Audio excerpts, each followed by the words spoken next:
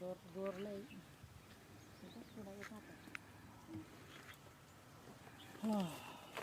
कोणते प्रश्न विचारणार मला निघा? हे बघा, हे केवा कायपो जी काय आपण या कंपनीचं नाव ऐकलं असेल, तर ह्या कंपनीमधले जे ऑर्गॅनिक जे आहे ना औषधं, त्या औषधांचा वापर करून ह्या आल्याची, ही बघा नुसतं एकच झाड नाही तर कितीतरी, हा पूर्ण प्लॉटच पूर्ण हिरवा दिसतोय. कारण याच्यासाठी केवा कायपो जी काही औषधं आहेत, ऑर्गॅनिक औषधं, ह्या आल्याच्या उत्पादनासाठी वापरली गेलेली आहेत.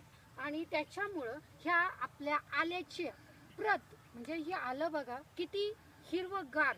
आणि एवढ्या हे जे काही आपलं ढगाळ वातावरण आहे, हा पाऊस आहे, ह्या पावसात देखील हे आलं कसं तग धरून आहे. कारण त्याच्यासाठी केवा कायपोचे वापरलेले जे ऑर्गॅनिक औषधं आहेत ते. तर आता तुम्ही म्हणाल हे कोणाचं आहे, तर हे शेत आहे श्रीकांत खंडागळे यांचं. हे बघा, हे श्रीकांत खंडागळे. तर मी तुम्हाला एक विचारू का?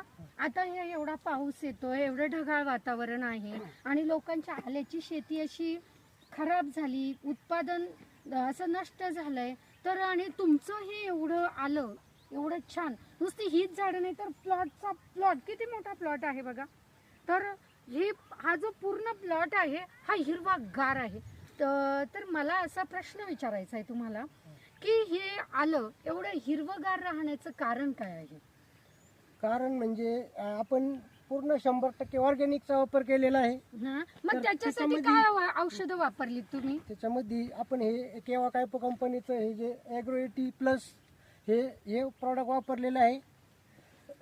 त्याच्यानंतर हे ह्युमिक मुळी वाढीसाठी पण एक वापरलेलं आहे. त्याच्यानंतर हे ऑर्गॅनिक मॅन्युअर, हे जे खत आहे ऑर्गॅनिक खत आहे. कारण हे खत वापरलेलं आहे 5 ते